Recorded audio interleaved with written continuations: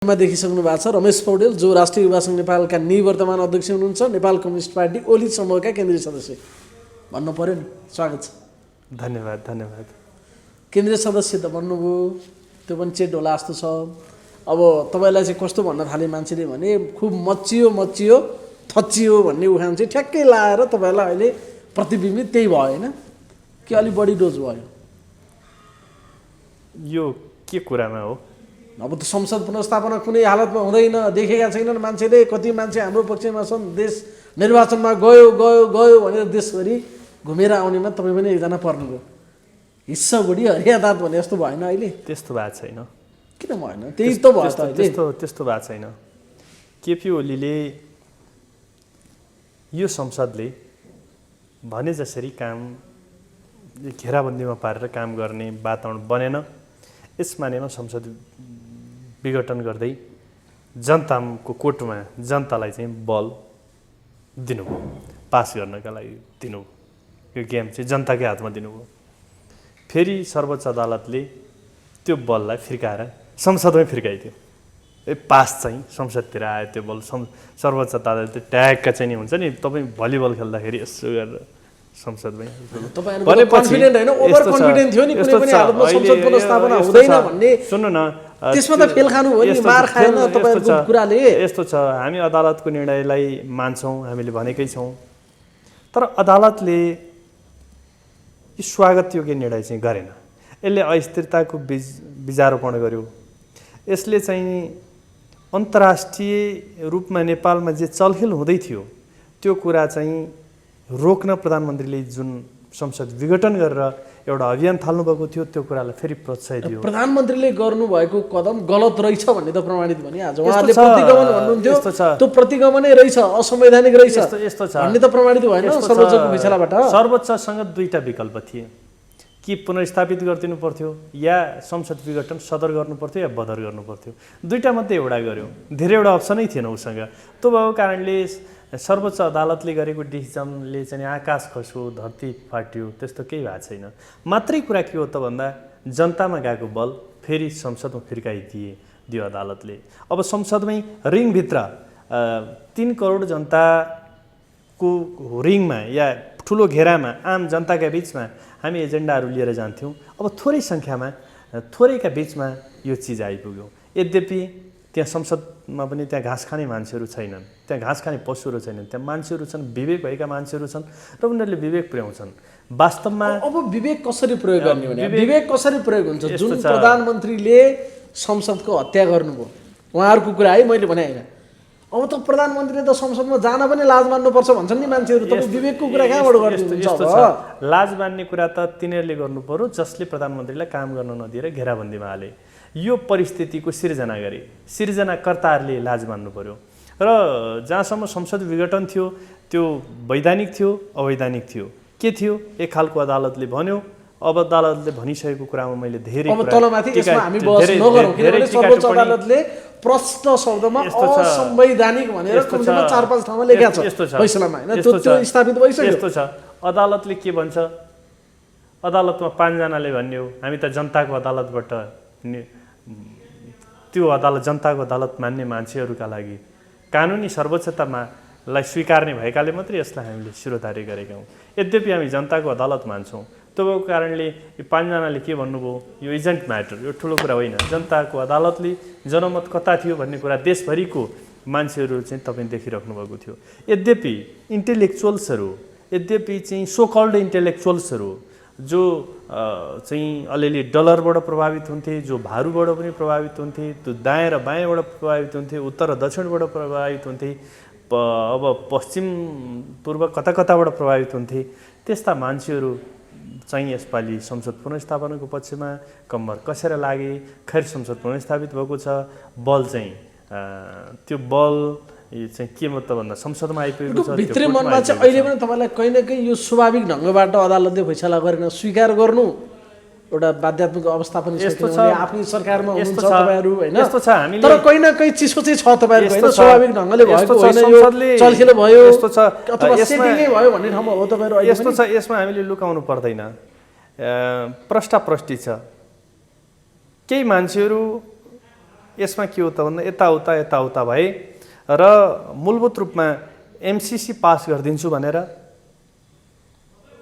कहीँ लम्पसार परेर प्रभुका चरणमा प्रभुका पाउहरू चाटेर यही उपचार गर्दा हुने भारतमा केही पूर्व प्रधानमन्त्री उपचार गर्ने नाममा गएर यता पनि इन्डियन र अमेरिकनहरूको मूलतः इन्टरनेसनल फोर्सेसहरूको एकता यो इस्युमा एकता भएर केपी ओलीलाई देखाइदिन्छु मूलभूतमा नेपालको राष्ट्रवादी शक्ति प्रगतिशील शक्ति जनवादी शक्ति जो आफ्नो देशमै अडिएर नेपालको राजनीति गर्न चाहन्थ्यो त्यसलाई देखाइदिनका लागि गरिएको खेलकुद हो यो लामो समयदेखि त्यो घेरा हालिँदै थियो केपी ओलीमाथि पहिले जब उहाँ प्रधानमन्त्री हुनुभयो सुरुदेखि नै संविधान बन्दादेखि उहाँमाथि घेरा हालियो फेरि तोड्नुभयो घेरा हालियो र ऊ अभिमन्युलाई जसरी चक्रव्यूहमा पारियो तर अभिमन्यु फिर्किन सकेनन् अभिमन्युलाई चक्रव्यूहमा छिर्न त छिरे फिर्किने बेलामा चक्रव्यूहभित्रै मारिए ठिक त्यसै गरी केपी ओलीलाई पनि चक्रव्यूहभित्र फसाएर मार्ने जुन षड्यन्त्र थियो या सिद्ध्याउने षड्यन्त्र थियो तर केपी ओली अभिमन्यु छिर्न पनि जान्ने विद्या जानेका मान्छे हुन् केपी ओली अभिमन्यु जस्तो त्यो चक्रव्यूहमा भित्र छिर्न जान्ने र छिर्दै उनकी आमा निदाइदिएका कारणले बाउले भनेको कुरा उनकी आमाले सुनिनन् त्यो भएपछि छिर्न त सुने अभिमन्युले फिर्किन जानेनन् त्यसरी फिर्किन नजान्ने त्यो खालको राजनीतिक पात्र होइनन् केपी ओली नेपालको समकालीन राजनीतिमा मात्रै होइन विगतदेखिका अहिलेसम्मका राजनीतिक नेताहरूमा छलफल गरौँ बस गरौँ हेरौँ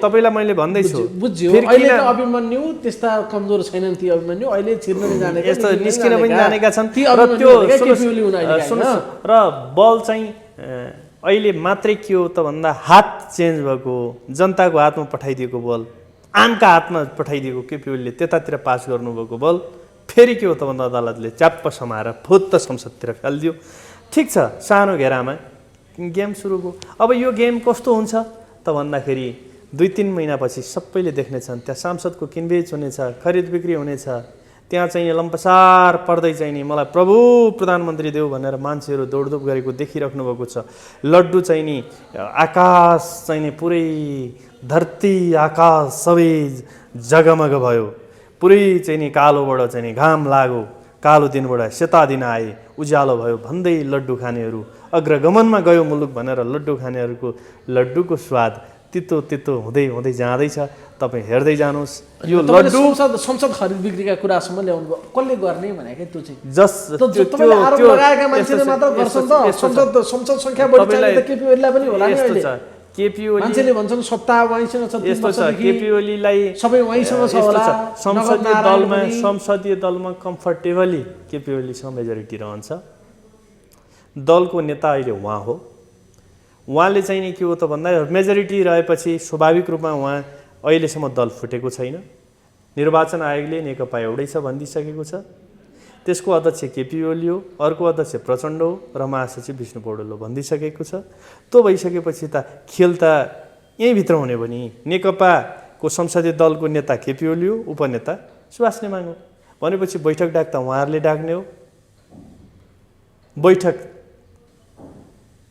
कि प्रभु भन्दै जता कुद्नु भएको छ उहाँहरू घर र अहिले कसैका आँगनहरू कसैका ढोकाहरू बाँकी राख्नुभएको छैन यसो ढक कुनै नेताकोमा चाहिँ ढक आवाज आएर खुवा स्वाट्ट खोलो कि उहाँहरू नै देखिनुहुन्छ अहिले हरेक सांसदकोमा चाहिँ नि यसो सांसदहरू साथीहरूसँग कुरा गऱ्यो उहाँहरूले त हैरान पार्नु भएको छ अरे सांसदहरूलाई नि बिहान दिउँसो बेलुका गएको छ लोभ दिएको छ प्रलोभन दिएको छ ढक पारेको छ यता आइज भनेको छ उता आइज भनेको छ हात चुडिएलान् भन्ने डर हुँदैन जान्न कहाँ तपाईँहरूले भनेपछि आइज भनेको छ तान्या छ पाखुरै फुत्केर हातै चुडाएर लग्लान् भन्ने गरी तान्या छ त्यो गरिरहनु भएको छ अस्तो अहिले उहाँहरूले त्यस्तो खेल गरिरहनु भएको छ तर आरो एकपक्षीय ढङ्गबाट लागिरहँदाखेरि तर सुन्नु न अर्कालाई चोर अमलाले देखाइरहँदाखेरि चारवटा अमलाले त आफूलाई पनि देखाउँछ नि सर यो कुरा चाहिँ किन तपाईँले ख्याल नगर्नु यस्तो छ सुन्नु न सांसद संख्या त संसदीय व्यवस्थामा सांसद संख्याको नेकपाको संसदीय दलको नेता संसदीय दलमा पनि अब केपी ओली अल्पमत हुनुहुन्छ हेर्दाखेरि त उहाँ चाहिँ सांसद किन्नुपर्ने अवस्था हुनुहुन्छ नि अहिले तपाईँलाई यो कुरा उहाँहरूले भनेको त्यही नेकपा लड्डु समूहले भनेको लड्डु समूहले भनेको हो नि मेरो भन्नु केपी ओली बहुमत हुनुहुन्छ अहिले पनि संसदीय दलमा। तपाईँले देखिहाल्नुहुन्छ त बहुमत अल्पमतको कुरा हुँदा त केही दिनमा त देखिहाल्नुहुन्छ त तपाईँले। त्यसपछि बहुमत कता छ, केपी ओलीसँग छ कि कता छ? आजसम्म बहुमत अल्पमत गरेको कुरा चाहिँ नि छैन। बहुमत अल्पमत जब गरिन्छ देखिहाल्नुहुन्छ तपाईँले को अल्पमतमा रहेछ। केपी ओली संसदीय दलमा बहुमतमा हुनुहुन्छ, त्यसो भए देखिहाल्नुहुन्छ तपाईँले केही दिनमै। प्रष्ट सिन देखिरहनु भएको छ। अब हातहरू चुडिँदैछन्, पुरै मान्छेका घरका ढोकाहरू फुट्लान् भन्ने डर छ। समूहको आबद्धतादेखि लिएर केही पूर्व माओवादीका सांसदहरू यता आएको हिसाबमा अहिले पनि 2-4 जनाकै सही केपी ओली कम सङ्ख्यामा हुनुहुन्छ। अहिले उहाँ बहुमतमा पुगिसक्नुभयो भनेपछि त तपाईँले भनेको कुरा त उहाँले चाहिँ गरिसक्नु भएछ। यस्तो छ, नेपालका सांसदहरू जो जनताबाट निर्वाचित हुनुहुन्छ उहाँहरू राष्ट्रियता, स्वाधीनता र स्वाभिमानप्रति प्रतिबद्ध हुनुहुन्छ। उहाँहरूलाई लम्पसार पर्नुपर्ने धेरै साथीहरूलाई जरुरी छ नि, केहीलाई छ, धेरैलाई छैन। अब अमेरिकालाई म एमसिसी पास गरिदिन्छु भन्दै हिजो कडा कडा बोल्ने मान्छेहरू, एमसिसी चाहिँ नि पुरै धरती आकाश भाषिन्छ एमसिसी पास गरियो भन्ने मान्छेहरू आज एमसिसीको पक्षमा बोल्न थालेका छन्। उहाँहरूका मुखहरू चल्न थालेका छन् भनेपछि त्यसले के सङ्केत गर्दैछ? तपाईँले कता सम्झौता गरेर उहाँले के गर्दै हुनुहुन्छ? तपाईँले अगाडि पनि भन्नुभयो प्रभु हामी एमसिसी पनि पास गर्न तयार छौँ भनेर ल्याप्चे लगाएर संसद पुनर्स्थापना भयो भन्ने सम्मको आरोप लाग्यो। सुन्नुहोस् न, लिपु लेक, लिम्पियाधुरा र कालापानीको नक्साको कुरा होला, त्यता पनि सरेन्डर गरिएको होला। भारतका नेताहरूले चाहिँ नि यताभन्दा धेरै उता खुसी मनाएको, यता लड्डु खाँदा उता चाहिँ नि के खाएको भन्ने सुनिएकै छ। सम्भव उताबाट लड्डु किनेर उता पनि पठाइदिएको होला, या उताबाट किनेर ल्याएको लड्डु हो थाहा छैन। यता पनि लड्डु खाए, उता पनि लड्डु खाए। तर नेपाल, हाम्रो राष्ट्रियता, हाम्रो स्वाधीनता र हाम्रो स्वाभिमान हार्दैन, हामी हार्न दिन्नौँ। एउटा राष्ट्रवादी हुनुको नाताले केपी ओलीसँग हो। संसद विघटन गर्नु सुरुमा हुन्थ्यो कि हुँदैन थियो, बहस हुन सक्ला, तर राष्ट्रियता हार्नुहुन्न। त्यही राष्ट्रियतामाथिको प्रार हो भन्ने बुझाइका साथ केपी ओली हाम्रो साथ हो। त्यति सजिलै अर्काको राष्ट्रियतामाथि प्रश्न उठाउन पाउनुहुन्छ? उहाँहरूले हामी चाहिँ तपाईँले जे आरोप अहिले लगाउनु भयो, त्यहाँ नक्सा पनि नल्याउने कुरा भयो होला, एमसिसी पनि पास गर्ने कुरा गर्नुभयो होला भन्ने हिसाबमा उनीहरूलाई अराष्ट्रवादी तपाईँले बनाइरहनु भएको छ। अनि नेपाली जनताले नबिर्सेको कुरा चाहिँ हिजोको दिनमा सबैभन्दा बढी एमसिसी पास गर्नुपर्छ भनेर हिँड्ने त फेरि सम्माननीय प्रधानमन्त्री केपी शर्मा ओली हुनुहुन्थ्यो। अहिले त्यतिखेर राष्ट्रवादी नराष्ट्रवादी एमसिसीको सन्दर्भमा त्यति बेला पनि केपी ओलीको कुरा क्लियर थियो। एमसिसी प्रधानमन्त्री भएको नाताले विगतको लिगेसी क्यारी मात्रै गरेको हो, विगतको कुरा क्यारी गरे हो। केपी ओलीले एमसिसीको सम्झौता गरे होइन। अनि एमसिसीको विरोध गर्नेहरूलाई कसरी खिसिट्यौरी गर्नुहुन्थ्यो केपी ओलीले?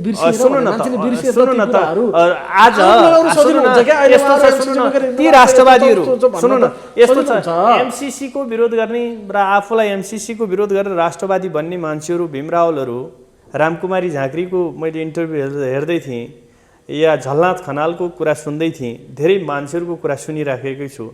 ती मान्छेहरू जो एमसिसीका विरुद्धमा बुरुक गर्दै थिए, आज एकाएक के त्यस्तो जादु आइलाग्यो, के जस्तो चाहिँ त्यहाँ बुदाहरू फेरबदल भए र उहाँहरू एमसिसीको पक्षमा उभिनु भएको छ। यसले के सङ्केत गर्छ? यसले शङ्का बढायो नि त।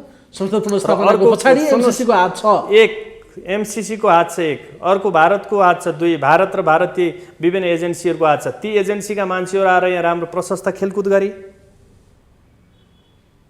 त्यो प्रभाव रामसाह पथतिर पर्यो कि परेन म भन्दिनँ, तर पूर्व प्रधान न्यायाधीशहरूले चाहिँ विज्ञप्ति निकाल्नुभयो, त्यो विज्ञप्ति कहीँबाट गाइडेड विज्ञप्ति थियो। म अहिले पनि त्यही भन्छु। यद्यपि सुशीला कार्कीलाई हिजो महाभियोग लाउँदै गर्दा सबैभन्दा ज्यादा सुशीला कार्कीको पक्षमा बहस गर्ने मान्छेहरू हो हामी। त्यो गुण त उहाँले राम्रोसँग तिर्नुभयो अहिले। होइन, ठिक छ, त्यो उहाँको कुरा हो। हामीले उहाँलाई गुण लगाएको होइन, हामीले विधिको पक्षमा बोल्न खोजेको त्यति बेला पनि। अहिले पनि अब गाइडेड मान्छेहरू के श्रेष्ठ भन्ने एकजना, मैले नाम भुलेँ, अनुहार सम्झिन्छु, नाम सम्झिन्न। म पूर्व प्रधान न्यायाधीशहरूको नाम सम्झिन्न, धेरै विज्ञप्ति निकाल्नेहरूको पनि नाम सम्झिरहेको छैन, अनुहार चाहिँ झलझली सम्झिरहेको छु। कल्याण श्रेष्ठ तपाईँले सम्झिनुभयो होला, मैले बोलेँ। अलिक ज्यादा चलखेल गर्नुभयो उहाँ श्रीमानले भन्ने छ, उहाँ श्रीमानहरूले भन्ने छ। उताको चाहिँ नि लाइट त्यताको थ्रुबाट कम्तीमा आयो तपाईहरुले भने शंका मात्र गर्नु सुन्नुहोस्, यदि यसको प्रतिकूल फैसला आएको सुन्नुहोस्, भए उनीहरुले त बजाइ नै सक्थे यस्तो न्यायाधीशले छ। छुट्ने कुरा र पनि अर्को कुरा, सुन्नुहोस्, ढुङ्गा अर्को हान्ने कुरा, कुरा नि गरेका अर्को थिए आधी कुरा, गरी ल्याउने कुरा नि सुन्नुहोस्, गरेका थिए कम्तीमा र त्यति अर्को भएन, कुरा, यसलाई सकारात्मक रूपमा लियौं। अर्को कुरा हामीले ती शङ्का गऱ्यौँ, शङ्काभित्र सत्यता लुकेको छ, तर हामी अदालतलाई सेल्युट गर्छौँ। हामी यो मुद्दा संसद पुनर्स्थापित भयो, हामीले कहीँ विरुद्धमा जुलुस निकालेनौँ, कहीँ ढुङ्गामुढा गरेनौँ, कहीँ गाडी जलाएनौँ, कहीँ विरुद्धमा पनि बोलेनौँ। तर त्यही ठाउँमा कमरेड प्रचण्ड र प्रचण्डका कार्यकर्ताहरूले के गर्थे?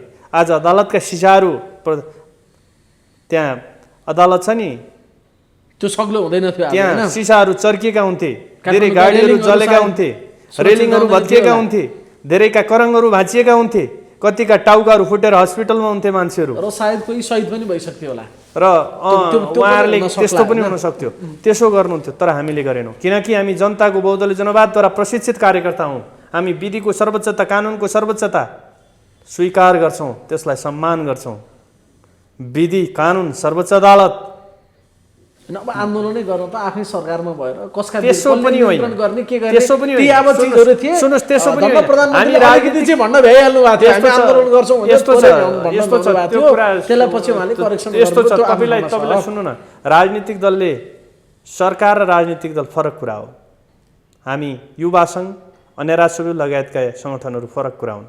हामी त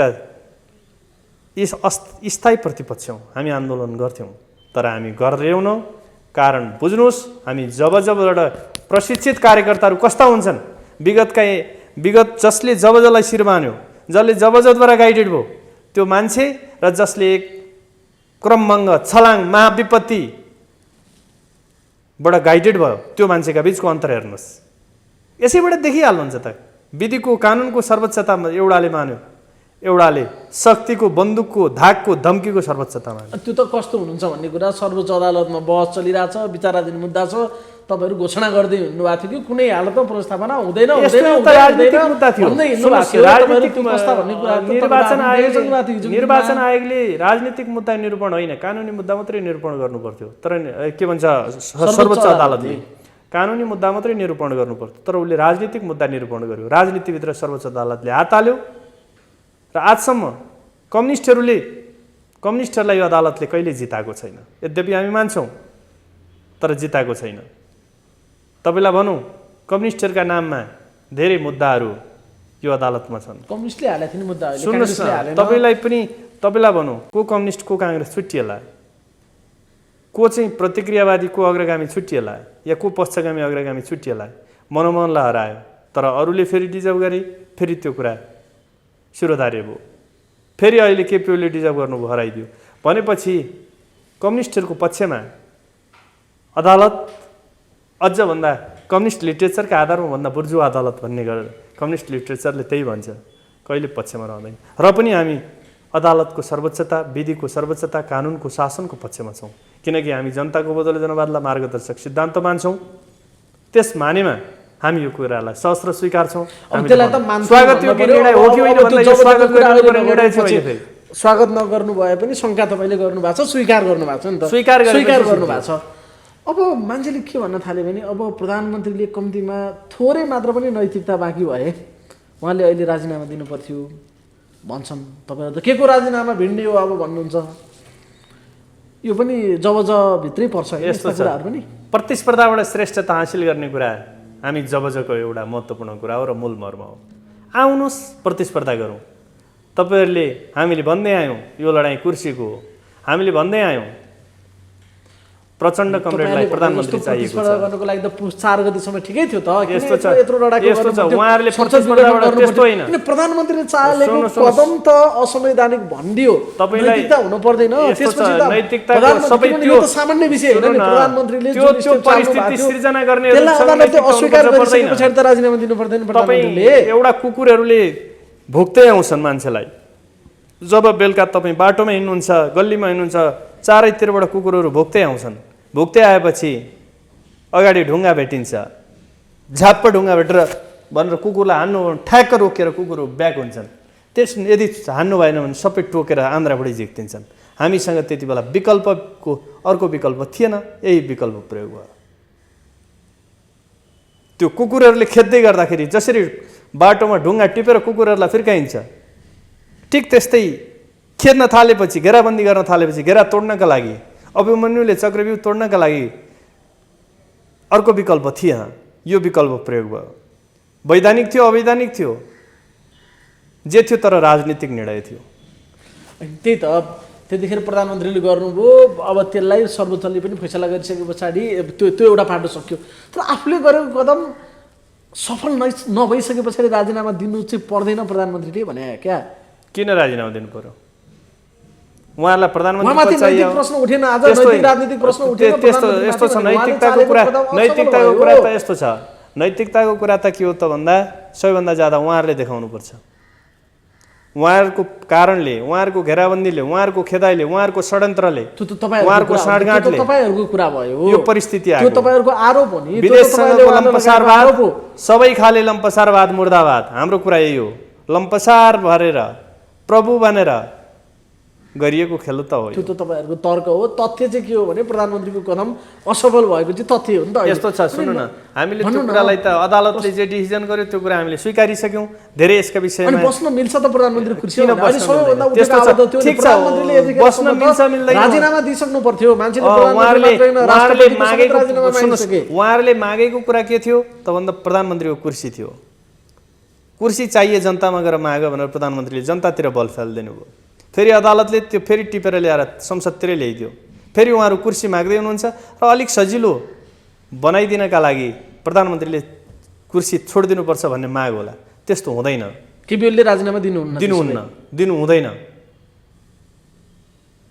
बसिरहने आफू अविश्वासको प्रस्ताव प्रस्ताव छ एउटा।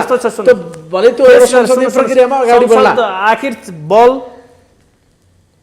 एउटा रिङभित्र छिल्यो, खेल रिङभित्र छिर्यो। रिङभित्रै राजनीति खेल्ने अब उहाँहरूले जनतामा गएर खेल्नु भन्दा मान्नु भएन, यता आएर खेल्न खोज्नु यहीँ खेलौँ।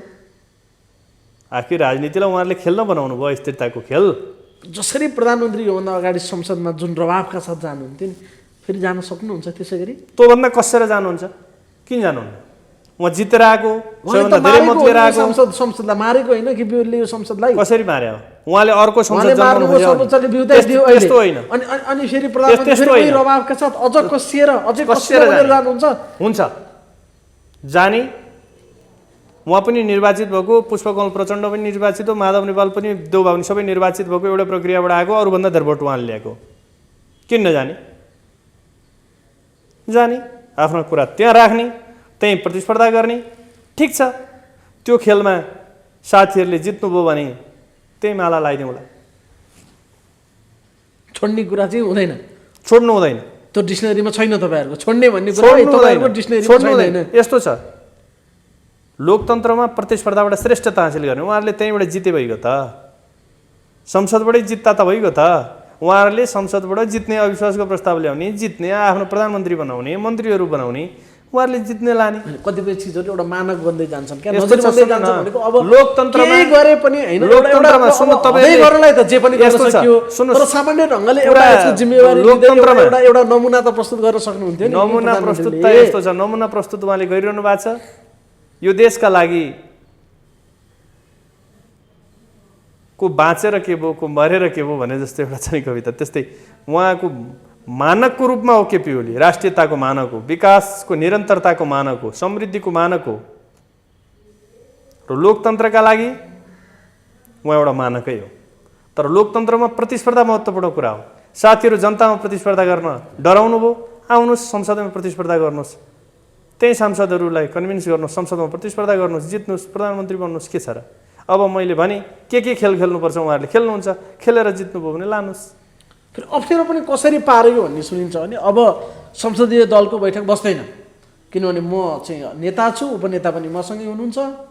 अब यस्ता कारणले गर्दाखेरि के त्यहाँ गरौँ, तपाईँले भन्नुभयो प्रतिस्पर्धाबाट श्रेष्ठता हासिल गर्ने हाम्रो जब हामी त्यसका चाहिँ अनुयायी हौँ भन्नुहुन्छ। प्रतिस्पर्धाबाट भाग्ने, बैठकै नबस्ने, त्यस्तो होइन। बैठक बस्न त बैठक बस्छु, बैठक बोलाउँछु, बैठक बोलाएर त्यहाँ संसदीय दलको नेता मै चुन्छु भन्ने काम तपाईँले गर्नु भएको छैन नि त। सर्वसम्मत रूपमा उहाँ दलको नेता हो, उहाँलाई अविश्वासको प्रस्ताव दलभित्र आजसम्म आएको छैन, कसैले बैठकको माग पनि गरेका छैन। अनि मागै नगरिकन कसैले तपाईँलाई भात खान तपाईँलाई रुचि छ कि छैन त्यत्तिकै भात दिने कुरा हुँदैन नि।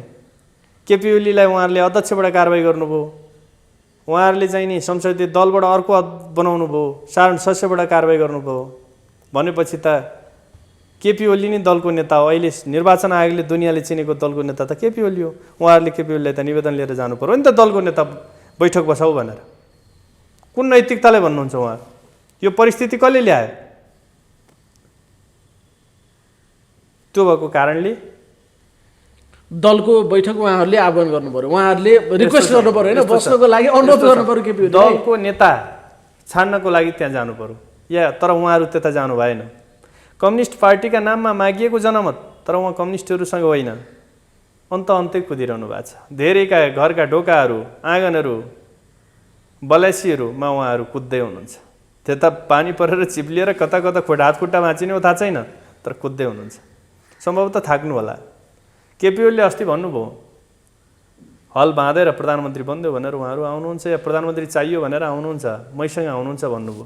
मलाई पनि त्यस्तै लाग्छ, उहाँहरू आउने चाहिँ यतै हो भनेको। अझै पनि प्रचण्ड माधव नेपाललाई थकाउनु पर्छ, थकाउन सकिन्छ, थकाउनै पर्छ भन्ने लाइन तपाईँहरूको देखियो। त्यसो भए थकाउने कुरा होइन, गलाउने कुरा हो, यो होइन, यो विधि र प्रक्रियाको कुरा गरेको। उहाँहरू त कुनै पनि हालतमा केपी ओलीसँग चाहिँ मिल्ने भन्ने कुरै छैन। केपी ओलीको नाम लियो भने उहाँहरूलाई ज्वरो आइहाल्छ होइन। ज्वरो आउँदा त प्रचण्डले भन्नुभएको छ सबैसँग मिल्न सकिन्छ, प्रतिगमनकारीसँग मिल्न सकिँदैन। केपी ओली भने प्रतिगमनकारी हो। अब ज्ञानेन्द्रका शिर पाउमा हिजो दाम चढाएर प्रधानमन्त्री माग्न जानुभएको मान्छे फेरि आज शेरबहादुरको पाउमा राजेन्द्र महतोहरूको पाउमा दाम चढाउँदै हुनुहुन्छ प्रधानमन्त्रीका लागि। हिजो उता निवेदन दिएको मान्छे यता निवेदन दिँदै हुनुहुन्छ। उहाँहरूले प्रतिगमन भन्ने नैतिकता राख्नुहुन्छ? त्यो नैतिकता कुन जगमा उहाँहरूले प्रतिगमन भन्दै हुनुहुन्छ? अर्ध सचिव भनेको कसले, कसको नेतृत्वमा अर्ध सचिव भनेको? त्यस पछाडि कसले बिन्ती पत्र हालेको? त्यो दम राख्नुहुन्छ? त्यसै कारणले गर्दा उहाँहरू त हामीले संसदीय दलबाट हटाइसक्यौँ केपी ओलीलाई समेत भन्नुभएको छ है। यस्तो छ संसदीय दलबाट यस्तो छ, अझै कतिचोटि हटाउनु पर्ने हो त्यो पनि हटाइदिउँला। ठिक छ, सबैतिर हामी आनन्दले आरामको मेजोरिटी छ भनेर होइन, बोली पनि लेग्रो तानेर भन्नुभएको छ। यस्तो छ, ठिक छ, आरामको मेजोरिटी छ भने कमरेड तपाईँसँग आरामको मेजोरिटी छ भने तपाईँ कमरेड राजेन्द्र महतोले हिजो सोध्नुभयो प्रश्न, त्यो प्रश्नको उत्तर किन नदिनु भएको कमरेड? तपाईँले राजेन्द्र महतोको प्रश्नको उत्तर दिनु पर्दथ्यो, त्यो उत्तर दिनु भएन। त्यसै कारणले तपाईँको पार्टी कुन हो भनेर मान्छेहरूले सोध्दै गर्दा तपाईँले उत्तर दिन सकिरहनु भएको छैन। तपाईँ निर्वाचन आयोगमा जानुहोस् र तपाईँको पार्टीको पहिले फैसला गर्नुहोस्। निर्वाचन आयोगमा अर्को दल दर्ताको लागि निवेदन लिएर जानुहोस्। त्यो निवेदन लिएर गएपछि तपाईलाई दल दर्ताको मान्यता दिनेछ, अर्को दलको मान्यता दिनेछ। काङ्ग्रेसले लगायत सबै दलले त्यसपछि सहकार्य गर्छु भनेकै छन्। अनि अर्को प्रधानमन्त्रीको उम्मेदवार लिएर आउनुहोस् कमरेड, यही हो कुरा भनेको। यही पार्टीबाट चाहिँ अब त्यो सपना नदेख्दा हुन्छ होइन। उहाँहरूले यदि केपी ओलीबाट छुट्टिने हो भने निर्वाचन आयोगमा जानु पर्यो, नयाँ दल दर्ता गर्नु पर्यो, आफ्नै पार्टी विभाजनको घोषणा गर्नु पर्यो, अरू विकल्प छैन। त्यसले हो पुरै त्यही हो, अरू तरिकै केही छैन उहाँहरूसँग। हामी कुनै हालतमा दल विभाजन पनि गर्दैनौँ, यो दल छोड्दैनौँ पनि। नेकपा, नेपाल कम्युनिस्ट पार्टी नेकपा, सूर्य चिन्ह, केपी ओली, यो हाम्रो चिज हो, यो छोड्दैनौँ। अब उहाँहरूले त्यो गर्ने इच्छा भने त जाने। अब संसदमा पनि कति पर्सेन्ट, 40% र केन्द्रीय कमिटीमा 40% भन्ने छ। उहाँहरू अझै धेरै हुनुहुन्छ भने अझै लिएर गए भयो। संसदीय दलको बैठक बोलाएर फेरि आफूलाई त्यहाँ बहुमत सिद्ध गरिदियो भने त्यसो भए किन नगर्ने? सुन्नु न, बहुमतमाथि त प्रश्न उठ्यो नि। यस्तो छ, बहुमत यस्तो छ, सुन्नु न, खाली त यो होइन यस्तो छ, कसैले आकर्षित भयो क्या के? सुन्नु न, कसैले पनि बैठक डाक भनेको छैन। किन बैठक डाक्नु पर्यो? कोही त डाक भन्न आउनु पर्यो नि, किन डाक्नु पर्यो? उहाँ त सर्वसम्मतको, उहाँले त्यहाँ अविश्वास पनि देख्नु भएको छैन। उहाँले कसैलाई अविश्वास गरेकै छैन। संसदीय दलमा आएर कसैले अविश्वासको प्रस्ताव राखेकै छैन। अविश्वासको प्रस्ताव राखेको पनि छैन, बैठक डाकौँ भनेको पनि छैन। किन बैठक डाक्नु पर्यो? उनीहरूले डाक भनेर अनुरोध नगरेसम्म बैठक बस्दैन।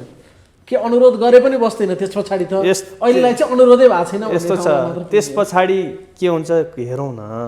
अहिले उहाँहरू त उता जाँदै हुनुहुन्छ नि, राजेन्द्र महतो, शेरबहादुर देउबा, रामचन्द्र पौडेल कता कता जाँदै हुनुहुन्छ नि, त्यता हेरौँ न। त्यो भएको कारणले त्यता हेरेपछि धेरै कुरा हुन्छ। मूलत काङ्ग्रेसमा पनि एउटा राष्ट्रवादी काङ्ग्रेस छ, एउटा एजेन्सीहरूले चलाएको काङ्ग्रेस छ क्या। हेर्दा रूपमा काङ्ग्रेस, सारमा एजेन्सीका एजेन्टहरू छन् काङ्ग्रेसभित्र पनि, सबैतिर छ। हाम्रोमा पनि नहोलान् म भन्न सक्दैन, कम्युनिस्टहरूतिर पनि छ। राष्ट्रवादी काङ्ग्रेस चाहिँ शेरबहादुर देउवाहरू अब त्यसो भए मैले को छन् म भन्दैन त। अब त्यो भएको कारणले गर्दाखेरि पात्रका बारेमा होइन, मैले प्रवृत्तिको कुरा गरेको। अबको प्रधानमन्त्री पनि केपी ओली नै हो। उहाँ अब भन्दा पनि निरन्तरता केपी ओलीकै प्रधानमन्त्रीत्व अगाडि बढ्छ। म त उहाँको विकल्प देखिरहेको छैन अहिलेसम्म, अहिले देखिरहेको छैन। त केपी ओली एउटा, अरू सबै एकतिर जस्तो देखिन्छ नि त भने होइन। अनि त्यसपछि अहिले त संसद स्थापित पनि भयो। प्रेम सुवाल सुन्नु न, यस्तो छ, संसद स्थापित पनि अर्को पार्टीबाट। सुन्नु न, संसद स्थापित पनि भयो। राजेन्द्र लिङ्गदेन पनि हुनुहुन्छ होला, दुईजना। संसद स्थापित पनि भयो।